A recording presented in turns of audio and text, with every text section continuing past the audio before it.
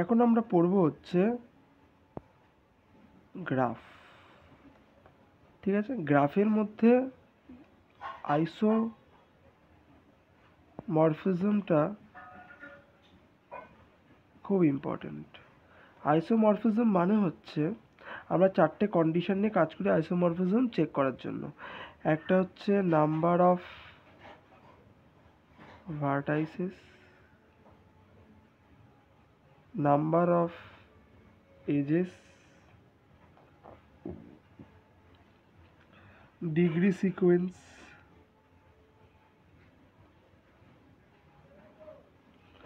আর 4 নম্বর হচ্ছে number of cycles. ঠিক আছে,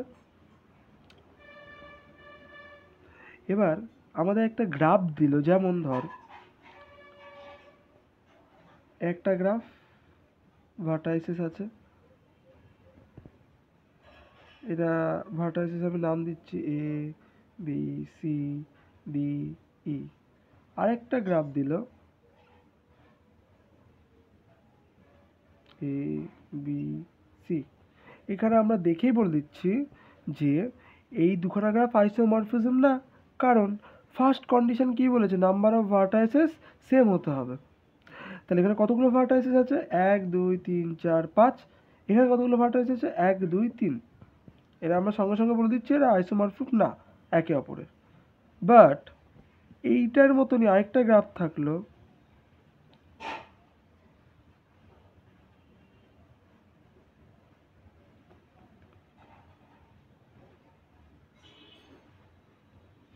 বাট এইটা কি দেখে বলতে পারছি এই দুখানা আইসোমরফিক কি আইসোমরফিক না?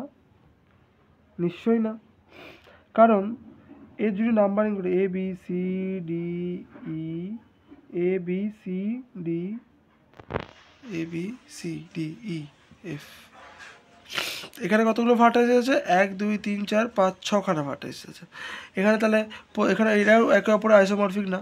এবার এখানে যদি এই ভার্টাইসেসটা না থাকতো, আমরা যদি একে যুক্ত করে দিতাম, তাহলে কি হতো? তাহলে কি বলা যেত যে এরা এরা আইসোমরফিক কি আইসোমরফিক না? বলা যেত না। তাহলে আমাদের চেক করতে হতো, আমি যদি এই দুখানা গ্রাফকে দেখতাম এরা একে অপর আইসোমরফিক কি হ্যাঁ কি না। তাহলে আমাদের ফার্স্ট কন্ডিশন চেক করতে হবে কি, দুখানা গ্রাফ নিয়ে কাজ করছি, তাহলে গ্রাফ জি, এটা গ্রাফ এইচ ধরলাম, তাহলে গ্রাফ এইচ। ভার্টাইসেস কতগুলো আছে, 1 2 3 4 5টা ভার্টাইসেস আছে, এরও 5টা ভার্টাইসেস আছে।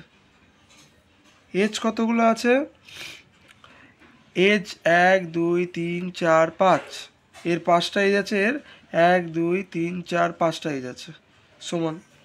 ডিগ্রি সিকোয়েন্স কত, একটা ভার্টেক্সের ডিগ্রি সিকোয়েন্স বার করি কতগুলো এজ আছে, এর ডিগ্রি 2, এর ডিগ্রি 2, এর ডিগ্রি 2, এর ডিগ্রি 2, এর ডিগ্রি 2, এর ডিগ্রি কত 2 2 2 2 2।